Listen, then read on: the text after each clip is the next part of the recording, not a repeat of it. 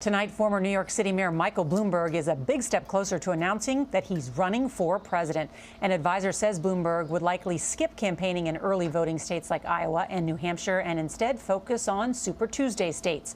Ed O'Keefe tonight on that other New York billionaire who could shake up the race.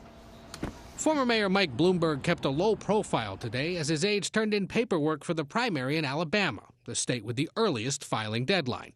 And there are plans to do so in other states next week. But would-be Democratic opponents believe Bloomberg should spend his billions some other way. I think it's a savagely broken system that people who have wealth can somehow leapfrog others who might be as viable or more viable candidates.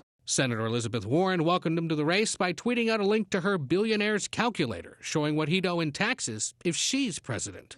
The mayor previously said he'd stay out of the race because of former Vice President Joe Biden's commanding lead over the field. All right, where do I sign, boss? But the former Veep, who filed his own presidential paperwork in New Hampshire today, is falling behind Warren and Bernie Sanders in some polls. Biden says Bloomberg needn't worry. And in terms of he's running because of me, last polls I looked at, I'm pretty far ahead.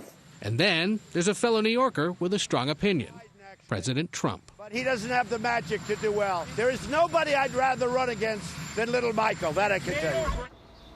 A new nickname, Ed, tonight. Well, look, Bloomberg was the Republican mayor of New York City. Now he's running as a Democrat. How does he fit in? Well, he'd run as a moderate, and he would run on his record as mayor on issues like health care, education, climate change, and gun control, an issue for which he gets a lot of credit these days from Democrats. But he'd face an uphill climb. A poll just last month found that only 6% of likely Democratic primary voters say they definitely vote for him if he runs. All right, Ed, thank you so much.